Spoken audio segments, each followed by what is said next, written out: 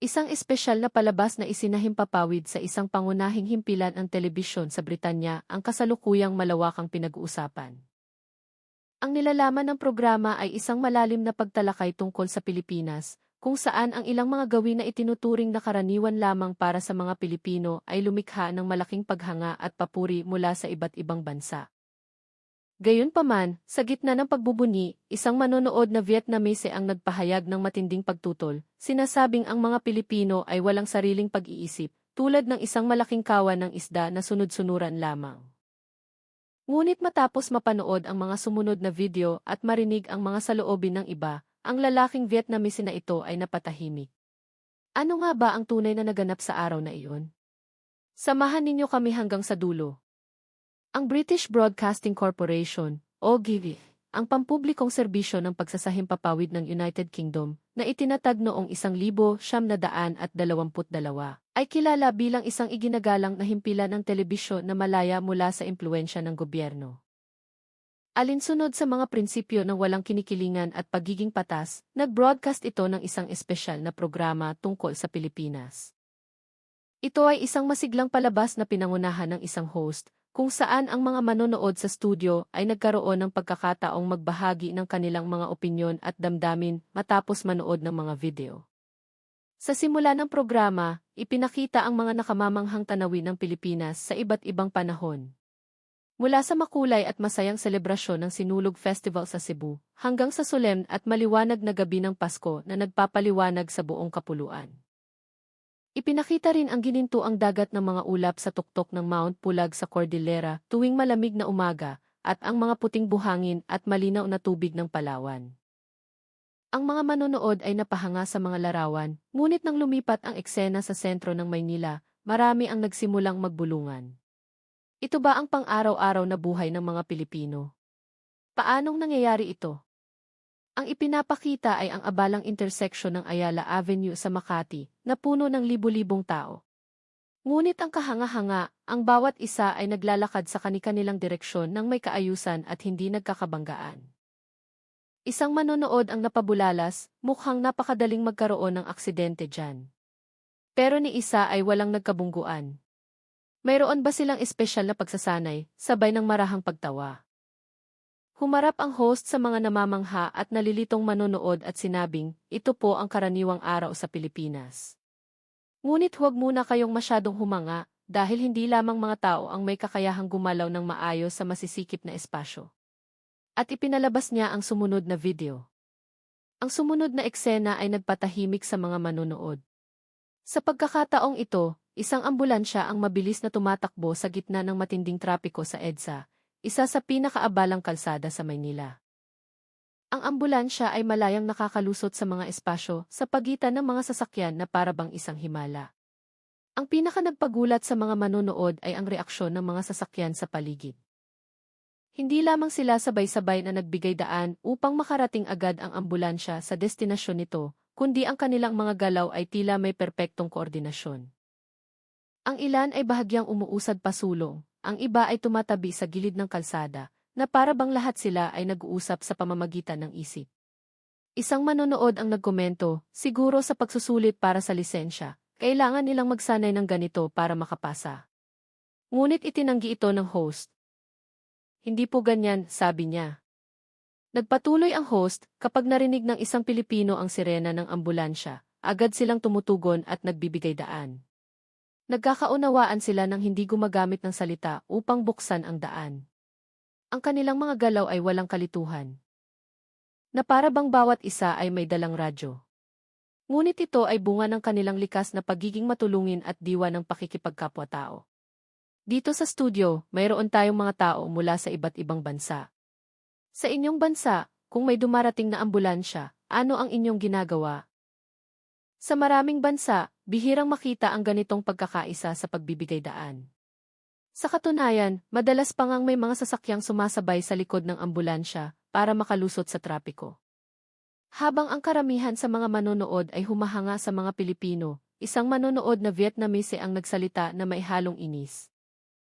Wala akong nakikitang kahanga-hanga. Sa katunayan, nakakainis pa nga. Para sa mga Pilipino, kapag may isang huminto, lahat ay hihinto na rin.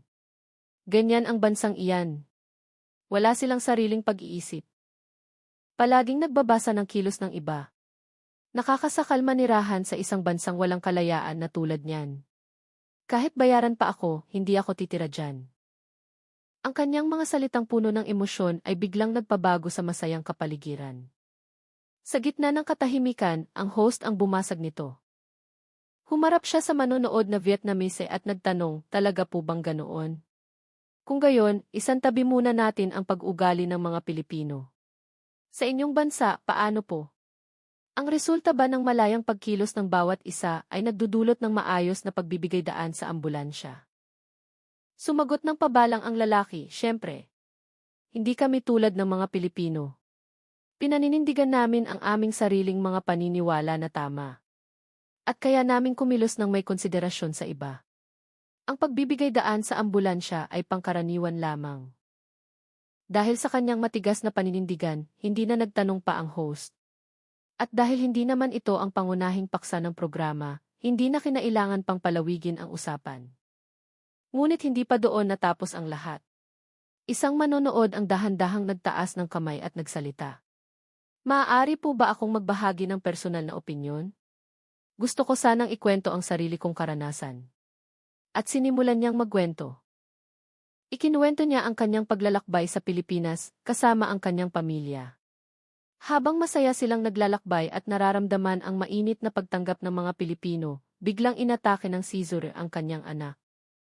Inilarawan niya kung paano nagpanik ang kanyang pamilya, ngunit ang mga Pilipinong nasa paligid ang unang tumulong.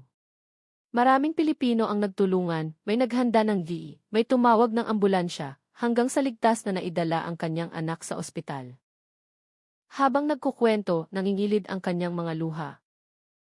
Ang mga Pilipinong tumulong sa amin noon, sabi niya na may panginginig sa boses, hindi ko iniisip na ginawa nila iyon dahil sa sunod-sunuran lang sila.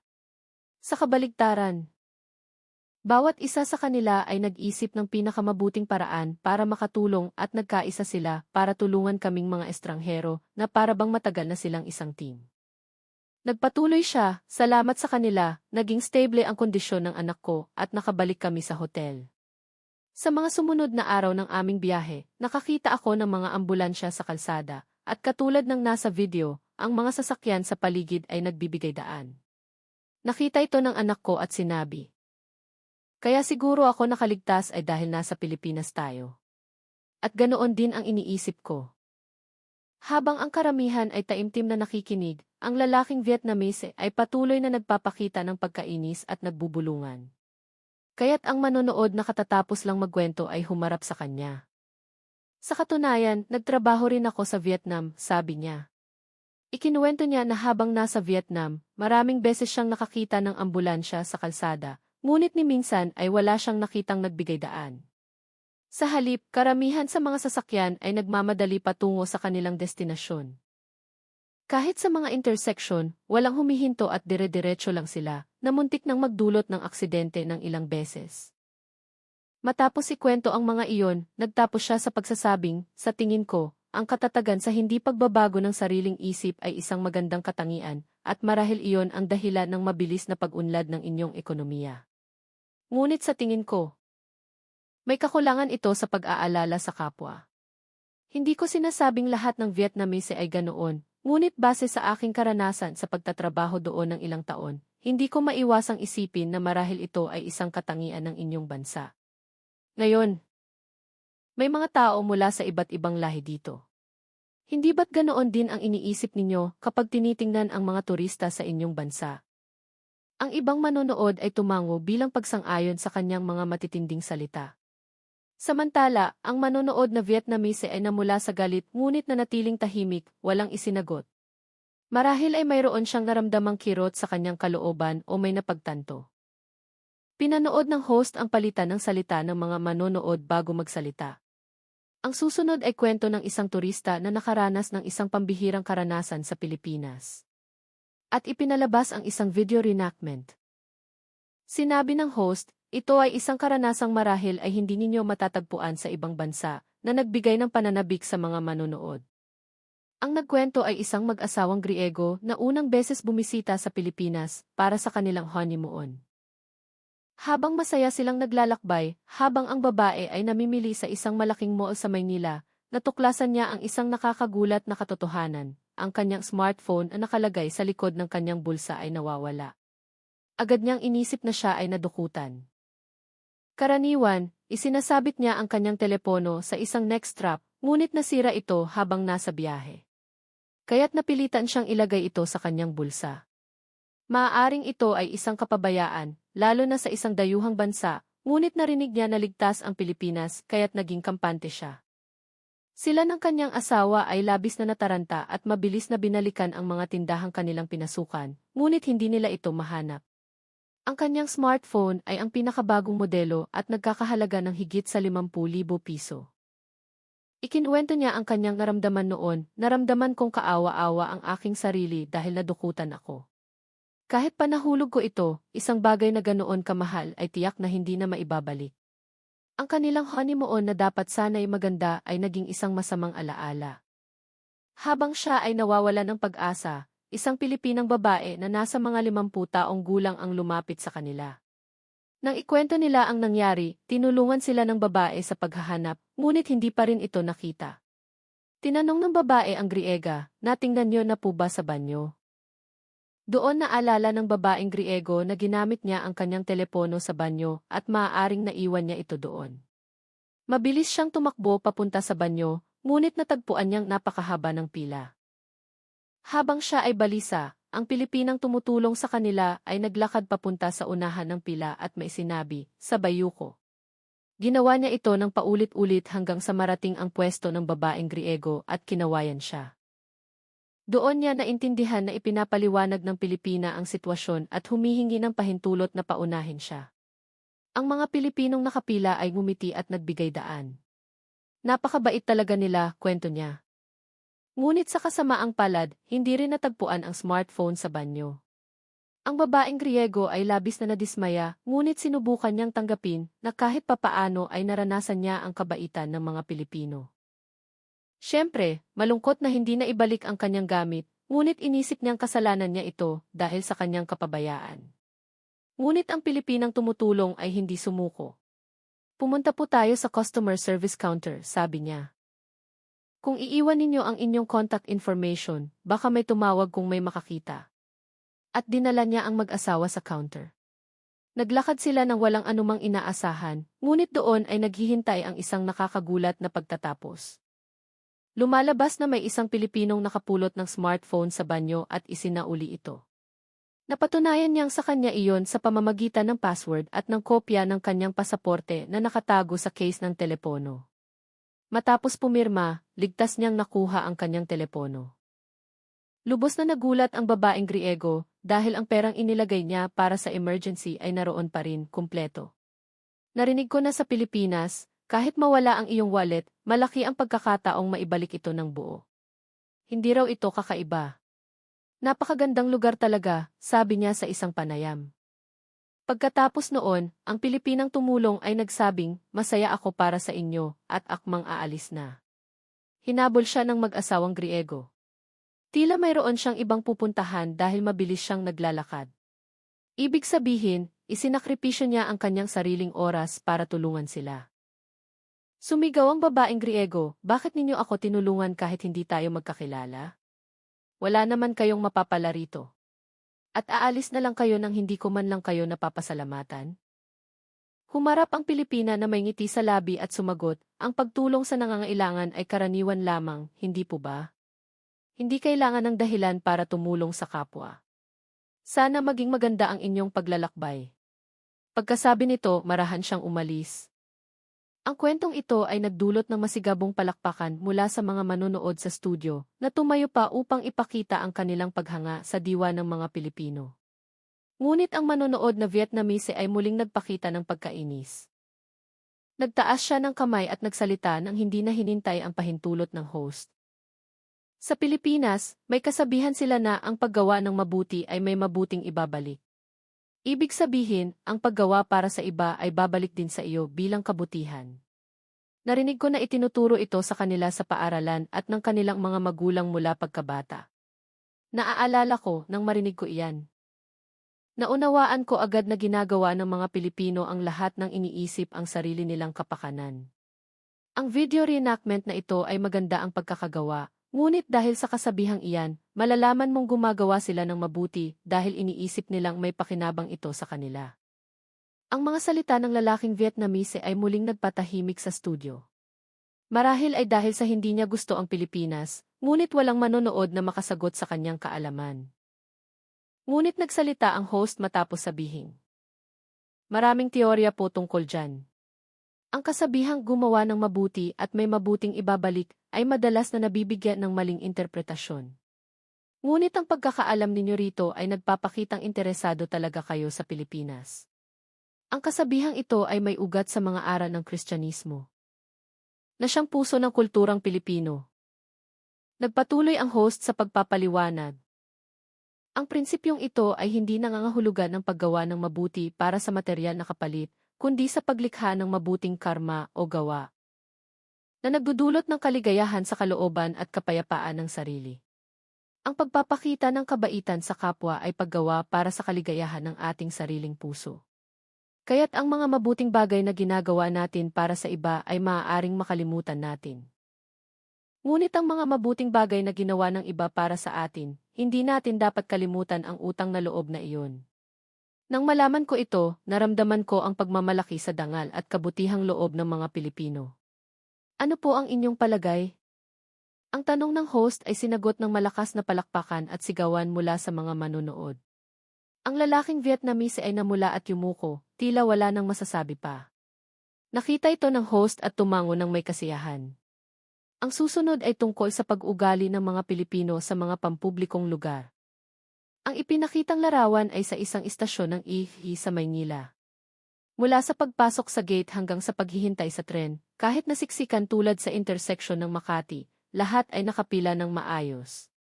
Gaano man kahaba ang pila, hahanapin ng mga Pilipino ang dulo nito at pipila.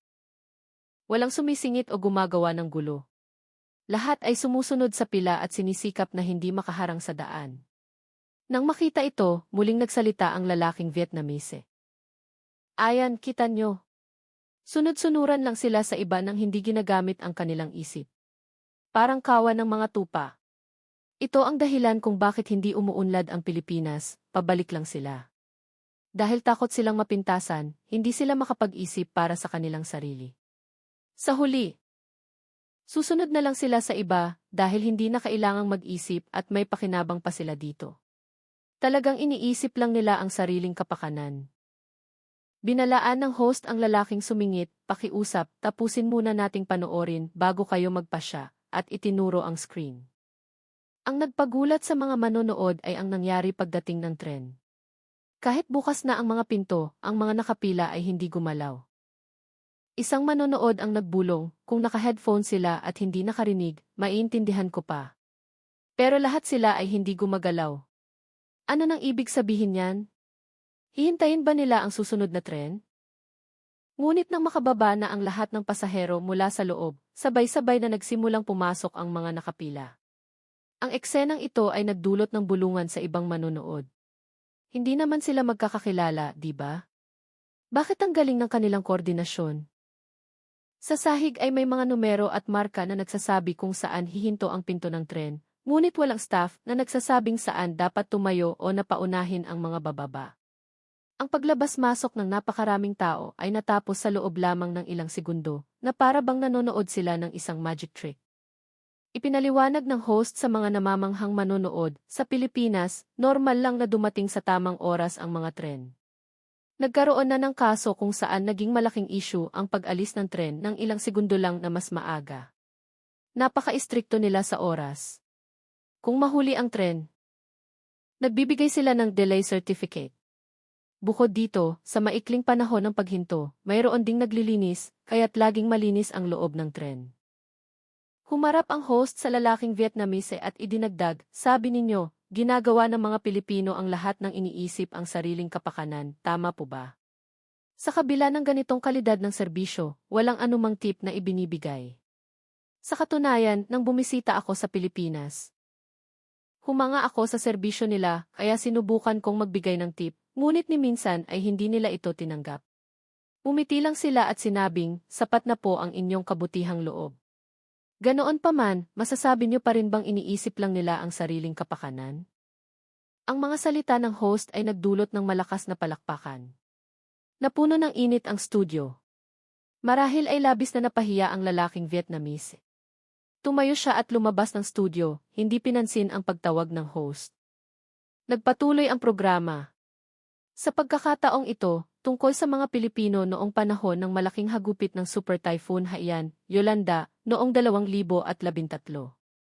Ang mga Pilipino ay labis na naapektuhan ng trahedyang iyon. Hindi lamang nasira ang kanilang mga tahanan, kundi nag-iwan ito ng malalim na sugat na nararamdaman pa rin hanggang ngayon. Ang mga larawan ng storm surge at ang kalagayan ng mga lugar noon ay nagpalingon sa mga manonood. Sa gitna nito, ipinakita sa SIIKI ang mga eksenang hinangaan ng buong mundo, ang pag-ugali ng mga Pilipinong biktima. Sa mga unang araw ng sakuna, nagpadala ng mensahe ng suporta ang iba't ibang bansa, kasama na ang Estados Unidos. Pray for the Philippines, I love the Philippines, our hearts are with the Filipino people. Kasabay nito, masigasig na nag-organisa ng tulong ang mga mamamayan sa buong mundo. Gayunpaman, mayroon ding pag-aalala ang mga tumutulong. Sa bawat bansang nakaranas ng sakuna, karaniwang bumabagsak ang kaayusan, at nag-aalala silang baka sila rin ay maapektuhan. Ngunit sa Pilipinas, ang kaayusan ay hindi nagambala. Sa halip, napuno ito ng pasasalamat at diwa ng pagkakaisa at bayanihan. Karamihan sa mga biktima ay nawala ng lahat. Sa ganitong kagipitan, mananatili pa kaya tayong matino? Mula sa kalagayan ng mga biktima sa iba't ibang bansa, maiisip na napakahirap panatilihin ang normal na pag-iisip. Ngunit iba ang mga Pilipino.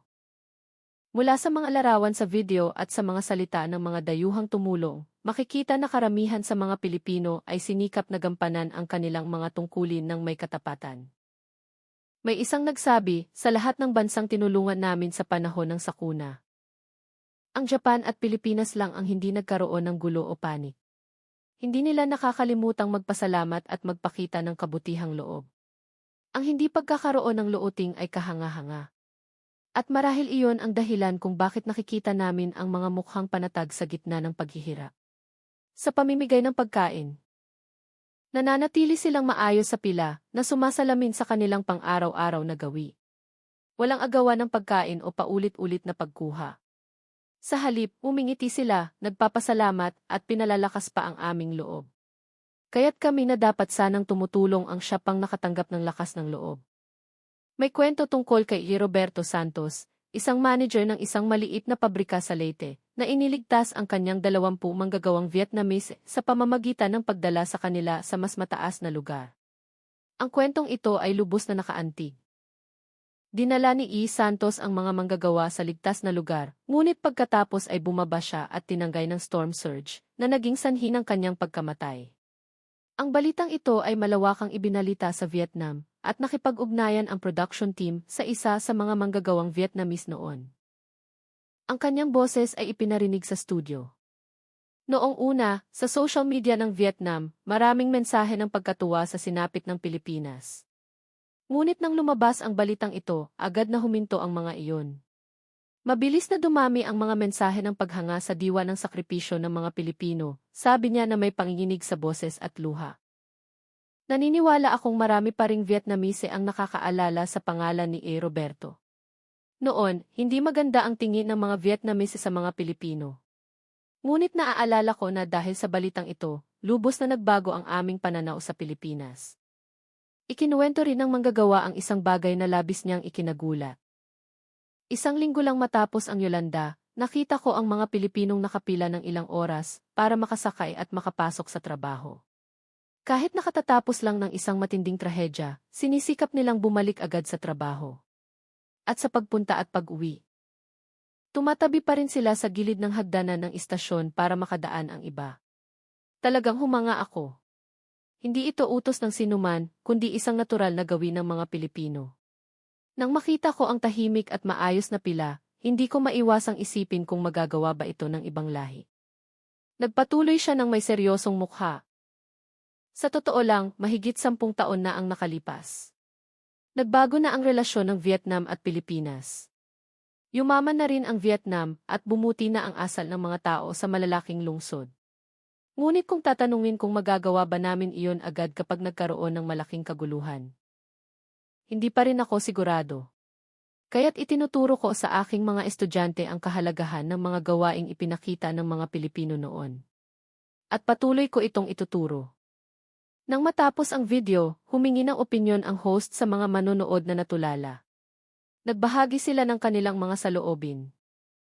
Kahanga-hanga na ang kwento tungkol sa ambulansya, ngunit ang kakayahang kumilos ng tama sa isang hindi pangkaraniwang sitwasyong pang-emergency, kasama na ang sakuna, ay tunay na pambihira sa mga Pilipino. Hindi ito isang bagay na basta-basta magagaya.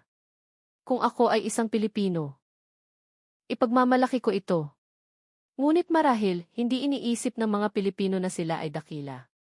Masyadong mataas ang kanilang pamantayan ng salitang karaniwan. Biglang, isang manonood ang nagtaas ng kamay. Hayaan ninyo akong ikwento ang isang nakakagulat na karanasan noong bumisita ako sa Pilipinas. Ang manonood na Italyano ay isang administrator ng isang pasilidad para sa mga matatanda at may kapansanan at dinala niya ang kanyang mga alaga sa Pilipinas. Sinimulan niyang ikwento ang kanyang paghanga sa kabutihang loob at mga pasilidad na barrier-free ng mga Pilipino. Ikinuwento niya na gumamit sila ng isang bus papunta sa Banao Rice Terraces. Magalang na inilabas ng staff ang isang rampa para sa wheelchair upang madaling makasakay at makababa ang kanyang mga alaga. Nakaranas na siya noon na tanggihan sa pagsakay o hindi magandang trato kapag humihingi ng tulong, kaya't labis siyang humanga sa kabaitan ng mga Pilipino. Ang pinakanagpagulat sa kanya ay ang katotohanang ang mga naka-wheelchair ay lubos na nasiyahan sa tanawin ng mga payo. Inakala niyang sapat na ang makita ang tanawin, ngunit may mga rampa at espesyal na daanan para sa mga wheelchair, kaya't ang kanyang mga alaga ay tuwang-tuwa sa kanilang paglalakbay. Pagkatapos noon, naglakbay sila papuntang Maynila. Karaniwan, iniiwasan niya ang malalaking lungsod dahil sa dami ng tao, ngunit dahil nasa Pilipinas na sila, nagpasya siyang bumisita kahit na may pag-aalala. Gayunpaman, sa San Agustin Church sa Intramuros, na may tahimik na kapaligiran, may naka-install na elevator, at sa Luneta Park ay may mga rampa, kaya't naging madali ang kanilang paglalakbay. Lalo na sa Bonifacio High Street sa Quezon, mayroon silang sinusubok na isang kahanga-hangang Universal Guide application, kwento ng Italyana na para bang kahapon lang nangyari. Ipinapakita ng smartphone ang isang avatar na nagre-rekomenda ng mga lugar sa pamamagitan ng audio, text at vibration. Mayroon ding mga special navigation device at bone conduction headphones na pwedeng hiramin. Ito ay isang universal design na kahit ang mga taong walang kapansanan ay masisiyahan. Nagkwento siya ng may pananabik at ang buong studio ay nadama ang kanyang damdamin. Ang programa ay nagtapos sa isang nakaantig na kapaligiran. Ang pagiging isang bansa na sumasalamin sa magandang kalooban ng mga Pilipino ay naipalaganap sa buong mundo ng BIF. Ngunit ang papuri sa mga Pilipino ay hindi limitado sa programang ito. Marami pang kwento at karanasan tungkol sa kanila ang lumalabas sa social media at mga blog. Halimbawa, may mga komento tungkol sa kanilang pang-araw-araw na pananalita at serbisyo. Ang salitang pasensya na po na madalas gamitin ng mga Pilipino ay hindi lang para sa paghingi ng tawad, kundi ginagamit din bilang magalang na pagbati at pagpapasalamat. Ang kanilang pagbibigay halaga sa damdamin ng iba ay kaibig-ibig. Sa ibang bansa, walang umaamin ng mali o nagpapakumbaba ng ganito. Sa mga restaurant, yumuyuko ang staff para kunin ang order. Sa bangko kung hindi mo alam ang gagawin. May lalapit na staff para tulungan ka ng walang bakas ng inis. Ang pagkakaroon ng libreng tubig sa mga restaurant ay isang magandang bagay. Kapag umuulan pagkatapos mong mamili, lalagyan pa ng plastic ang iyong paper bag para hindi mabasa. Ito ay isang maliit ngunit nakaantig na serbisyo. Ang pag-iisip sa kapwa ay tila natural na sa mga Pilipino. Ang dahilan kung bakit nagagawang isipin ng mga Pilipino ang iba at tumulong ng wasto ay maaaring dahil sa impluwensya ng edukasyon. Halimbawa, ang layunin ng field trip ay hindi lang para magsaya, kundi para matuto tungkol sa kultura at tamang asal. Ang pagtuturo sa mga bata na mag-isip para sa kanilang sarili tungkol sa kung paano kumilos sa pampublikong lugar, tulad ng sa tren o eroplano, o ang pagtuturo na iwanang mas malinis ang hotel room kaysa sa kanilang dinatnan, ay lahat bahagi ng kahangahangang edukasyon sa Pilipinas. Siyempre, lilinisin ng hotel staff ang kwarto, ngunit maging sa hotel, banyo, o silid-aralan, ugali na ng mga Pilipino na iwanan itong mas maayos bilang tanda ng pasasalamat. Kung ang lahat ng tao sa mundo ay kikilos tulad ng mga Pilipino, marahil ay mawawala ang mga malulungkot na alitan at walang saysay na pag-aaway. Dapat nating sikaping paunlarin ang yaman ng ating kalooban kasabay ng pag-unlad ng ekonomiya. Salamat sa panonood hanggang sa dulo. Kung nagustuhan ninyo, mangyaring mag-subscribe at i-like ang aming channel.